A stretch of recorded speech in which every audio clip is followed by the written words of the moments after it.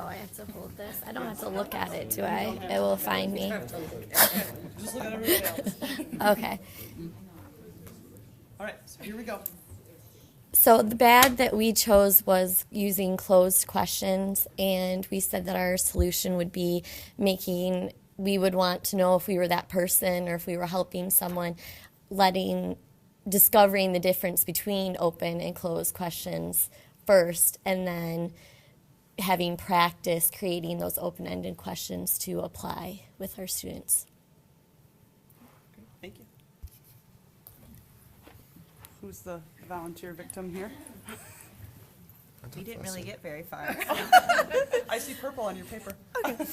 You know, our first thing was crickets, and so on our list for the bad observations, and we just focused on turn and talk is really what our district has been talking about too.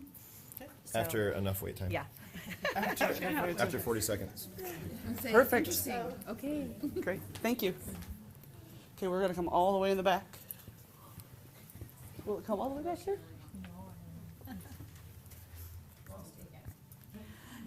We said that teacher talk shouldn't dominate.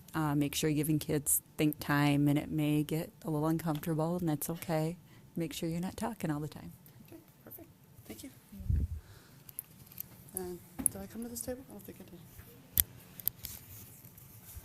We talked about the blank stares and the wait time, and basically, as we wait, we can maybe ask questions to get them to kind of clarify their own thinking, and still wait for that response so that we're not, quick to say yes or no. And with the body language, we kind of talked about that.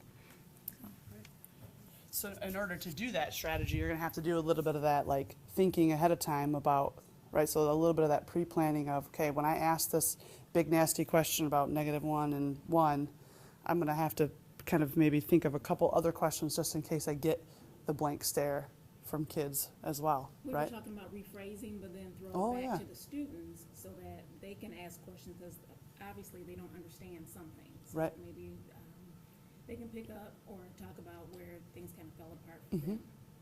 I heard this question I thought was great. Like, what was the last thing that you understood about the question that I asked you? That's a great way. Yeah, thank you. The item that we chose off the bad list was quiet classroom.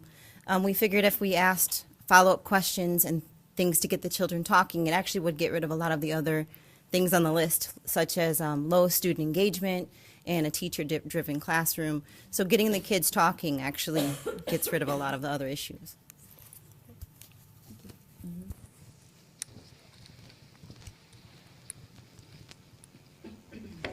So as we have kind of worked, hopefully you'll feel like we have met our goals for the day. So we started off by exploring the essential questions, determining the importance, investigating, implementing, and then just kind of figuring out what does this actually look like in our classrooms, what are kind of behaviors that will help us get there, and what kind of support might we need if we're not quite there yet. So I just wanted to thank you guys very much for all of your attention today. I don't know if you have